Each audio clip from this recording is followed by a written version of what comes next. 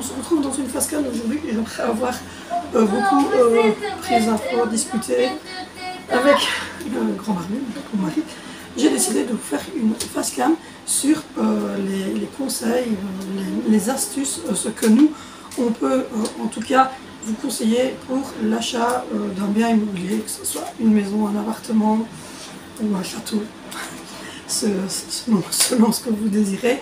On va vous donner un petit peu nos conseils et nos astuces de maintenant en 2023 puisque nous venons d'acquérir une maison dans laquelle voilà, je suis dedans pour l'instant. Nous venons d'acquérir cette maison il y a à peu près 6 mois que nous sommes propriétaires et ça va arriver, on doit être dans le 4e mois parce que pendant les 2 premiers mois on a fait quelques gros travaux avant de rentrer dedans avec les enfants. Donc du coup, ça fait à peu près 4 mois, on va entamer le 4e mois de vie dans cette maison en travaux. Et donc je me suis dit que c'était le moment de faire une petite vidéo pour vous donner des conseils et peut-être des petites astuces au niveau travaux, ou du moins comment aborder les travaux, puisque nous on est dedans, et comment on peut faire les travaux dans une maison ou dans un appartement ou dans un château, je ne sais pas, ce que vous avez décidé d'acquérir. Donc tout d'abord, il faut savoir que moi j'ai 44 ans, mon chéri en a 42, donc nous avons acheté notre maison à cet HI et nous avons pris sans souci, nous avons eu un prêt sur 30 ans, donc nous paierons notre maison jusqu'à 75 ans, c'est le maximum puisque les pensions ont été repoussées comme vous le savez, et donc on avait le droit de pouvoir acheter une maison et de faire un prêt sur autant d'années. Donc comme vous l'entendez derrière moi, nous avons des enfants, nous avons 5 enfants. Donc voilà un petit peu pour la présentation de la famille. Du coup, nous sommes belges, il n'est pas reconnu pour l'accent, donc voilà. Donc les normes ne sont peut-être pas les mêmes dans vos pays, donc essayez aussi d'aller visualiser dans votre pays les normes ici. Je vous parle des normes de notre pays. Oh c'est mignon, c'est une petite canard. Bon, le nuage il est totalement noté. On verra peut-être pas bien parce qu'il fait très clair. Donc voilà. Peut-être que si on éteint les lampes. Du coup là, je vais... Ah non, on voit rien du tout. Non, on voit rien du tout. Donc du coup, la première chose que je vais vous donner comme astuce, c'est de vous poser la question de savoir dans quel but vous allez acquérir le bâtiment. Est-ce que c'est un achat que vous allez faire pour toute votre vie? Est-ce que vous vous dites, quand je l'ai acheté, je suis hyper sédentaire, je vais vivre toute ma vie dans ces bâtiments-ci, et à ce moment-là, est-ce que vous êtes déjà complet au niveau de votre famille ou pas? Voilà, c'est une première chose à se poser comme question. Si vous voulez acheter un bâtiment et que vous n'êtes que 2 et que vous pensez que vous allez avoir des enfants dans les années qui viennent, etc., c'est quelque chose à réfléchir.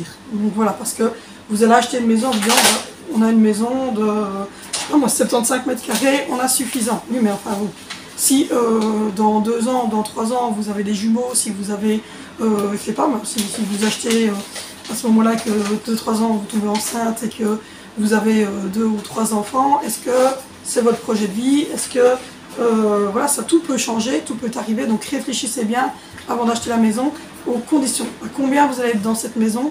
Est-ce que vous êtes déjà au complet? Est-ce que vous êtes tout seul? Est-ce que vous allez avoir des enfants plus tard?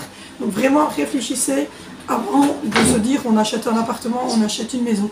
Est-ce que cette maison c'est pour vous? Est-ce que c'est pour vivre dedans toute votre vie?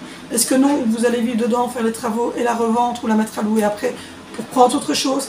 Est-ce que c'est juste en fait pour faire les travaux dedans et la mettre à louer tout de suite? Donc réfléchissez bien à tout ça parce que c'est pas le même enjeu si vous décidez d'acheter pour rénover et pour mettre en location après et ne pas vivre dans le bien. Et pas faire en tout cas les rénovations si vous en faites pour vous, mais bien pour une location, ça ne sera pas évidemment la même chose. Mais donc réfléchissez bien au pourquoi vous achetez, dans quelles conditions vous allez acheter et pourquoi vous faites cet achat. Donc, si c'est vraiment pour vous, si c'est vraiment pour votre famille, si c'est pour vivre dedans comme nous, alors à ce moment-là, je vous conseille de regarder surtout au nombre de chambres et au nombre de personnes qui vont être là ou qui vont arriver plus tard dans votre vie. Donc premièrement, la première chose c'est c'est de d'abord regarder un petit peu ce que vous avez au niveau économie ou ce que vous possédez déjà quand vous allez acheter cette maison. Donc par exemple, si vous avez des économies, si vous avez un terrain déjà que vous avez hérité, si vous avez mis de côté, si vous avez, je ne sais pas moi, si vous avez quelque chose qui vous permet déjà de démarrer au niveau de l'achat de la maison. Ensuite, si vous avez la possibilité d'acheter, si vous êtes sûr de vous, donc voilà, c'est une réflexion à avoir. Oui, c'est bien d'acheter, mais c'est bien de réfléchir aussi à pourquoi vous l'achetez. Donc, si vous décidez d'acheter, la première chose que je vous conseille, c'est de faire plusieurs banques et de faire des banques selon votre famille. Encore une fois, c'est différent. Si vous faites un prêt et que vous n'êtes que deux, ça va pas être le même prêt et pas la même banque que si vous êtes en famille nombreuse comme nous, c'est-à-dire 3 enfants et plus. Parce que là, évidemment, ce n'est pas les banques ordinaires. Nous, c'est le Fonds du logement qui a fait le prêt pour la famille, puisque nous sommes famille nombreuse. Si vous avez que 2 enfants ou que vous n'avez pas d'enfants, évidemment, ça ne va pas être cette banque-là, ça va être une banque traditionnelle. Donc faites le tour de toutes les banques, téléphonez ou prenez contact via les mails, vous rentrez sur place, c'est selon ce que vous voulez, et réfléchissez à poser les bonnes questions. Les premières bonnes questions sont est-ce que vous allez, quel taux vous allez prendre, variable, fixe, quel taux propose cette banque-là, que demande cette banque-là au niveau financier, au niveau apport. Enfin, tout ça, c'est très important de demander à la banque et de faire plusieurs banques pour voir vers quelle banque vous allez vous diriger selon ce que vous désirez, selon ce que la banque propose, selon votre situation financière personnelle. Et donc voilà, nous, on n'a pas eu le choix, on était famille nombreuse, donc on nous a tout de suite aiguillé vers une banque famille nombreuse, donc le Fonds du logement wallon. Après, vous avez Bruxelles et vous avez le germanophone. Voilà.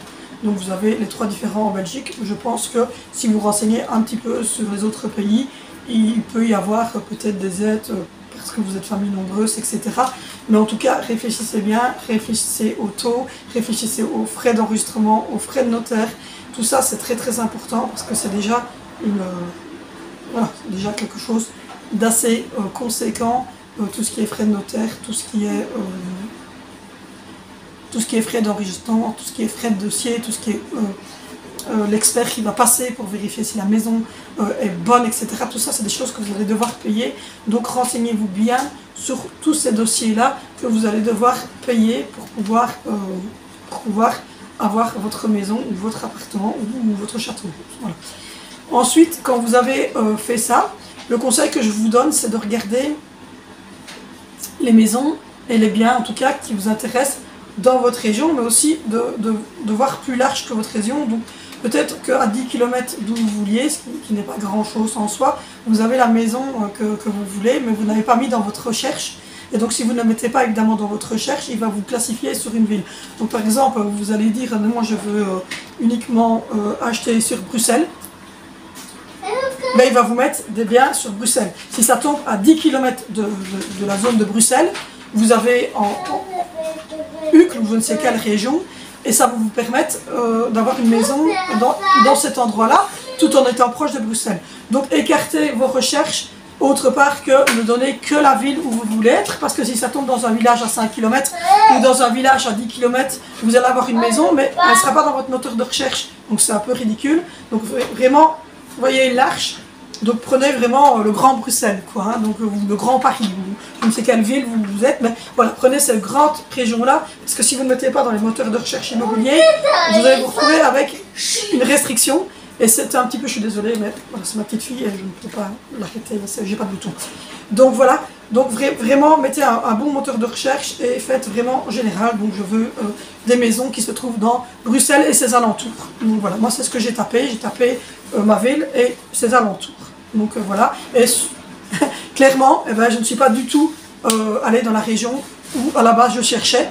Je suis 15 km après la région que je cherchais et j'ai trouvé la maison et au final ça se passe très bien puisque c'est pas trop loin d'où on était avant, c'est pas trop loin de la recherche qu'on avait donnée, mais en mettant et ses alentours, fatalement ça vous met une zone et vous pouvez même dire entre 5 et 15 et 20 km aux alentours de votre ville que vous cherchez. Parce que vous résidez là, parce que vous voulez rester dans cette région, etc. Mais quand même, voilà, grappillez large. Même chose quand vous allez mettre maison à vendre, vous allez mettre peut-être avec, je ne sais pas moi, avec 2 chambres. Peut-être qu'il y en a une avec 3 chambres qui est dans vos cohortes et qui va vous... voilà. Donc, ne mettez pas une chambre ou 2 chambres, dites-vous que mettez 3 ou 4 chambres, il vaut mieux avoir un gros panel à chercher et ça va vous proposer plus de maisons, plus d'appartements, même s'il y a une chambre de trop, on ne sait jamais, vous pouvez en faire un bureau, vous pouvez refaire une 2e salle de bain, vous pouvez faire n'importe quoi, mais en tout cas, ne vous basez pas, ne soyez pas restreint. Donc ça c'est pour les recherches, ne vous restreignez pas, ça ne sert à rien. Quand vous avez trouvé 1 ou 2 maisons qui vous conviennent, allez les visiter. Allez les visiter. Et si, quand vous faites votre visite, vous vous dites « Oh ben ça c'est une maison qui me plairait, c'est un appartement, un château qui me plairait », prenez le papier de l'agence immobilière parce qu'il vous donne un papier sur lequel vous faites l'offre et sur lequel vous avez toutes les inscriptions. Évidemment, ne faites pas l'offre tout de suite. Courez avec ce petit papier à la banque que vous avez choisi et soumettez-leur cette maison. Donc faites un... C'est pas réellement une demande de prêt, mais ils vont quand même rentrer dans la base de données. Donc ça va être vert ou ça va être rouge. Clairement, ils vont vous dire oui, cette maison, oui, ce prix-là, vous pouvez l'avoir ou non, c'est trop cher. Donc au moins, vous allez pouvoir vous baser sur cette maison. C'est peut-être la vôtre, hein. Vous allez peut-être dire, ben, ok, ben, c'est celle-là que je veux, je suis sûr, et vous y allez. Mais en tout cas, ça va vous permettre de faire une simulation à la banque que vous avez choisie et eux vont vous dire ben, c'est vert, donc ça veut dire que oui c'est bon, vous avez droit à, je sais pas moi, 220 000 euros sans travaux et 250 000 euros enfin voilà, vous avez droit à autant. Ils vont vous tabler avec autant et s'il y a des travaux, ils vont vous dire ben, le maximum que vous pouvez avoir c'est 250 000 par exemple, et s'il n'y a pas de travaux, voilà. S'il y a des travaux, ben, il faut tabler sur moins gros. Donc voilà. Donc ça aussi, c'est important d'aller faire une simulation. Et pour faire une simulation dans une banque, il faut évidemment avoir une maison à leur proposer. Donc, allez visiter des maisons, des appartements, des châteaux, tout ce que vous voulez, dans la région que vous avez choisie en large, et proposez à votre banque la maison ou l'appartement, le château que vous avez. Ouais, c'est celui-là. Eh ben, on va visiter. Oh ben c'est celui-là. Hop, on prend le papier de l'agence. On va montrer. Et si c'est bon, ben vous pouvez visiter d'autres biens en sachant j'ai un maximum de 250. Et donc, si je décide de prendre une maison à 250 000, je n'aurai pas droit à faire des travaux. En tout cas, je devrais les financer parce que je n'aurai pas droit aux prêts travaux. C'est ça que ça veut dire. Le maximum, c'est-à-dire c'est le maximum qu'ils peuvent vous prêter. Donc, il n'y aura pas de prêts travaux dedans. Si vous prenez une maison à autant, donc vérifiez à ce que vous ayez potentiellement des sous à côté alors pour faire vos travaux. Ou si vous n'avez pas les sous pour faire les travaux, ben dites-vous que je descends de gamme de prix pour avoir un prêt travaux qui va me permettre de faire mes travaux. Donc ensuite, quand vous avez trouvé votre maison, que vous avez été faire votre offre, que l'offre a été acceptée par le propriétaire, vous allez votre banque et vous allez faire la demande de prêt réel. Donc vous allez fournir les économies que vous avez, votre fiche de salaire, les fiches de salaire de votre conjointe si elle en a, le nombre de personnes s'il y a des enfants, la preuve des allocations familiales si vous avez des enfants, vous allez devoir donner des preuves que vous avez cette économie-là sur votre compte, les preuves que vous avez les allocations familiales qui sont versées sur le compte, vous allez devoir donner un compte en banque pour qu'il puisse reprendre les sommes que vous allez devoir donner lors de votre prêt. Vous allez devoir faire des assurances incendie, leur prouver que vous avez fait une assurance incendie pour le bâtiment. Vous allez devoir donner des devis. Si vous avez maison en travaux, il va falloir faire des devis. Encore une fois, ces devis sont totalement différents. C'est-à-dire que la première chose, c'est faites-vous les travaux vous-même. Et oui, je fais les travaux moi-même, il n'y a pas de main-d'œuvre, donc c'est juste le matériel. Et là, vous devez faire la liste du matériel qu'il va vous falloir. Faites-vous aider par des gens qui sont dans votre entourage et qui ont déjà fait des travaux, ou simplement allez dans des magasins de matériaux et faites-vous aider par les personnes qui sont là, évidemment, pour conseiller dans tous les big-mat, les all-mat, les bricots, je ne sais pas quoi, enfin tous les magasins d'électricité, tous les magasins de chauffage, tous les magasins, faites vraiment des devis de tout ce que vous devez faire, en vous disant, moi je suis capable, je fais tout moi-même, et donc il n'y aura pas de main d'œuvre, c'est juste ça que je vais remettre à ma banque, ou non, moi je ne suis pas capable, il y aura de la main d'œuvre, et donc vous devez trouver des personnes, des entrepreneurs qui vont vous faire des devis avec la main d'œuvre et les fournitures qu'ils vont eux apporter eux-mêmes. Donc voilà, il y a deux sortes de devis. Dites-vous que si vous faites des travaux, vous allez devoir apporter ces devis à votre banque pour qu'elle envoie un expert qui va venir vérifier la maison, que l'expert dise oui effectivement il y a ça à faire comme travaux dans la maison, et que cet expert va vous notifier en disant pour lui c'est autant. Ne vous emballez pas en disant ouais j'ai pas besoin d'autant d'un ni un. Moi je me suis emballée, je me suis dit ouais qu'est-ce qu'il est fou lui ou quoi. J'ai pas, enfin, on va pas mettre une somme pareille dans les travaux, c'est pas possible. On m'a tout de suite dit oh Valérie calme-toi, cool, Raoul. C'est avec main d'œuvre, il y a certaines choses que tu peux faire toi-même, il y a certaines choses que tu dois aller négocier, il y a certaines choses que tu peux retirer. Voilà, lui il va vous faire un truc de gros avec main d'œuvre et tout ce qui s'ensuit. Donc ça ne veut pas dire que effectivement vous allez avoir la somme que lui propose en travaux. Nous on n'a pas du tout la même somme que l'expert avait proposé puisque majoritairement il y a des choses que les trois quarts des choses on les fait nous-mêmes, il y a des matériaux qui sont moins chers, il y a des escaliers de toutes les gammes, donc évidemment ça aussi c'est selon votre budget. Vous n'allez pas mettre un escalier à 15 000 € si vous n'avez pas un budget pour mettre un escalier à 15 000 €. Ça aussi c'est à vous de réfléchir, mais encore une fois, vérifiez financièrement, regardez ce que vous convient, avec main d'œuvre, sans main d'œuvre, je suis capable, je ne suis pas capable. Posez-vous les bonnes questions au moment où vous allez démarrer le projet. Et dites-vous que vous allez devoir proposer ces devis s'il y a des travaux dans votre maison. Donc franchement, réfléchissez. Les 3 points à regarder si vous achetez une maison et que vous allez vivre dans les travaux, c'est d'avoir un point d'eau pour vous laver et un WC qui fonctionne. C'est d'être raccordé aux égouts ou à l'eau, au circuit d'eau, enfin au réseau d'eau. C'est d'avoir au moins un point de chauffe, un poêle, n'importe quoi, pour pouvoir vous chauffer, vous et votre famille. Avoir un endroit pour cuisiner. Ici, nous, on a une cuisine équipée qui était mise dans la maison. Maintenant, c'est pas la dernière cri de cuisine, mais elle est très très bien, il y a un four, il y a tout ce qu'il faut. Mais donc, regardez à avoir de quoi cuisiner, de quoi vous laver, de quoi vous chauffer et de quoi aller aux toilettes et de quoi dormir. Donc par exemple, si vous êtes tout seul, vérifiez à avoir au moins une pièce dans laquelle vous allez pouvoir mettre votre lit et dormir. Et si vous avez des enfants, vérifiez à ce qu'ils aient. Ici par exemple, il y avait 2 belles chambres quand on est rentré, donc, et une arrière-cuisine. Donc nous, on a investi l'arrière-cuisine puisque nous, on va faire notre chambre en bas. Et les enfants ont partagé, les 3 garçons une chambre et les 2 filles une chambre. En sachant qu'il y a des mètres carrés évidemment à respecter, mais nous, elles faisaient toute la longueur de l'étage, c'était 2 grandes chambres. Donc voilà, le temps qu'on fasse les combles, etc., on a jugé comme ça. Donc faites vraiment ça. Là, ensuite, quand vous commencez les travaux, le premier conseil que je peux vous donner, c'est de cibler les pièces qui sont importantes. Alors la priorité, c'est l'électricité. Il faut savoir que l'électricité, si elle n'est pas aux normes, vous aurez à peine 18 mois pour la mettre aux normes. Donc c'est elle, la priorité. Voilà. Il y a priorité, électricité dans les pièces. Réfléchissez. Voyez avec un électricien si vous n'y connaissez pas, faites des plans, utilisez, il y a des programmes, allez voir sur internet. Si j'ai le nom du programme, je vais vous le mettre ici en dessous, celui qu'on a utilisé pour nous, pour faire les plans de notre maison. Si j'ai moyen, je vais vous mettre ici un exemple de plan qu'on avait fait nous. Voilà, je vais vous la mettre ici. Je vais retrouver ça dans les téléphones, enfin je vais essayer de trouver pour le montage, pour vous en mettre un ici.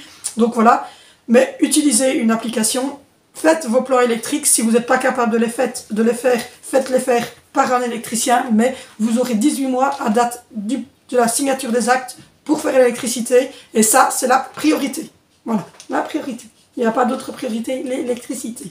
Donc ça, c'est la première sur votre liste. C'est la première chose à faire en devis, c'est la première chose à vérifier dans le bâtiment, c'est la première chose à faire. Vous avez 18 mois pour vous mettre aux normes. C'est des questions de sécurité, c'est des questions, évidemment, pour les assurances incendie, pour la banque, voilà, les normes. Et vérifier évidemment les normes de vos pays, parce que nous on a des normes en Belgique, mais selon le pays, la France n'a pas les mêmes normes que nous, on n'a même pas les mêmes couleurs de câbles, etc. Donc voilà. Donc ça, je ne vais pas vous donner un cours électricité, j'y connais rien, et en plus de ça, encore une fois, nos normes ne sont pas les mêmes, donc ça sert à rien que je vous montre en fait l'électricité dans une vidéo, parce que c'est pas les mêmes normes dans tous les pays. Donc voilà. La deuxième chose, en tout cas d'après mon mari, parce que c'est lui qui fait les travaux, la deuxième chose, c'est d'y aller pièce par pièce. Donc voilà, d'aller pièce par pièce. Par exemple ici on a mis l'électricité et puis les chambres des enfants. L'électricité et chambres d'enfants vont ensemble puisque on passe les câbles électriques, les câbles Ethernet et les tuyaux d'Alpex rouge et bleu pour les chauffages dans toutes les pièces. Donc on a commencé par faire au comble 2 chambres. Je vais vous mettre des petites photos ici. À partir du moment où l'électricité est passée, les tuyaux de chauffage sont passés, même si vous n'avez pas les radiateurs, vous mettez un petit bouchon, ça s'achète. Pour ne pas que ça coule, évidemment, vous mettez un petit bouchon le temps que vous ayez votre radiateur. Réfléchissez aussi à placer vos radiateurs sur les murs, voilà, hein, sur des murs porteurs. Et si ce ne sont pas des murs en plein, derrière les gyprocs, placez des grosses poutres pour maintenir à l'intérieur votre radiateur.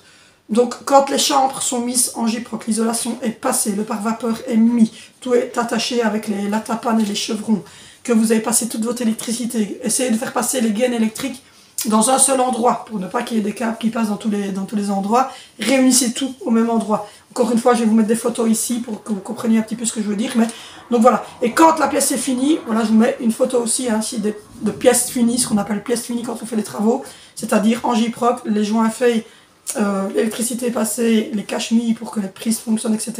Les enfants, où vous pouvez investir les lieux, mettre en couleur, enfin une couche de primaire et mettre un sol, c'est pas grave. Ça, on le fait bien en étant dans la pièce.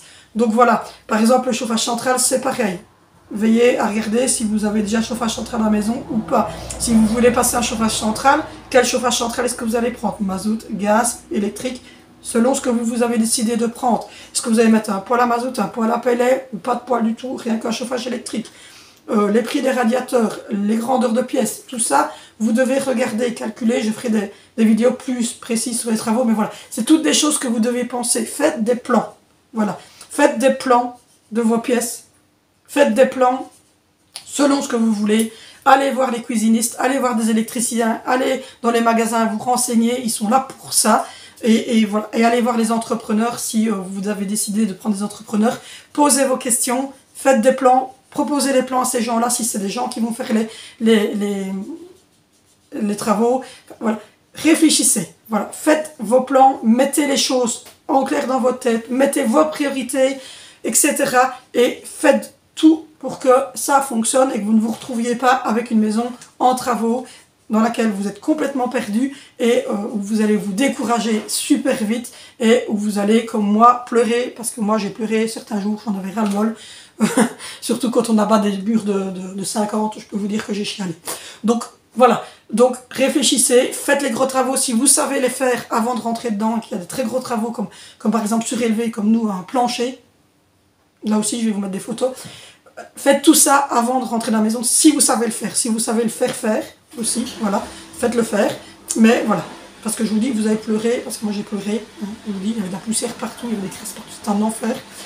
Donc voilà, donc réfléchissez bien, faites des plans, ayez un local technique à un endroit dans votre maison où tout va démarrer, où vos eaux chaudes, vos eaux froides, tout, l'électricité, que tout va passer dans des zones comme ça pour ne pas avoir, je vous fais des photos par exemple, nous on a mis le local technique pour l'instant, où vous voyez toutes les masses de câbles, je vais vous mettre des photos, toutes les masses de câbles qui passent.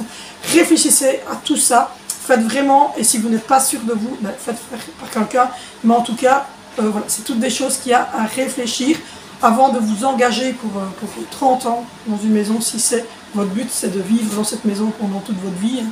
Donc vous allez avoir un prêt qui va durer entre 15 et 30 ans selon vos ressources, selon vos revenus, selon votre âge. En tout cas, nous, à 44 ans, moi j'ai encore pu prendre un 30 ans, ce qui a fait que ça nous a diminué notre paiement mensuel et ça nous a permis de faire un prêt travaux sur le côté. Mais encore, quand vous faites un prêt travaux, si vous faites les travaux vous-même, réfléchissez, prenez le nombre de choses qu'il y a à faire, à mettre, ne prenez pas de trop, ne prenez pas n'importe comment, réfléchissez parce que ça part très vite, ça part très très vite et vous devez avoir vraiment tout ce qu'il vous faut, donc réfléchissez, passez dans le magasin et sinon, lancez-vous, c'est une aventure, voilà, c'est un cap de vie à passer, c'est une aventure et après c'est tout, voilà, si dans 10 ans vous décidez de la mettre en louer, de la revendre et de prendre autre chose, ben, vous l'aurez vécu une fois et voilà, ça vous permettra d'en prendre peut-être une deuxième ou pas, ou de rester dans celle-là tout le restant de votre vie, mais en tout cas, voilà, je vous ai donné vraiment les choses les plus importantes à penser et les démarches qu'il y a à faire vis-à-vis des banques et tous les documents évidemment qu'il y a à rentrer. Voilà, je pense que j'ai été concise dans les explications, je vous ai donné toutes les explications, je vous ai un peu... Voilà. J'espère en tout cas que cette vidéo de travaux et d'astuces, travaux et de tout ce qui est banque, tout ce qui est achat, etc. vous aura plu. J'espère que si vous avez regardé cette vidéo, c'est que ça vous intéresse, que vous avez trouvé la maison, le château, le manoir, l'appartement de vos rêves, dans l'endroit que vous voulez. En tout cas, j'espère que cette vidéo vous aura aidé. N'hésitez pas à liker, n'hésitez pas à commenter, n'hésitez pas à vous abonner, n'hésitez pas à me retrouver sur les réseaux sociaux, ça va se marquer ici en dessous. N'hésitez pas à poser vos questions, on y répondra avec plaisir. Voilà, on y répondra. N'hésitez pas aussi à donner des conseils dans l'espace commentaire si vous avez d'autres conseils que j'aurais oublié de donner.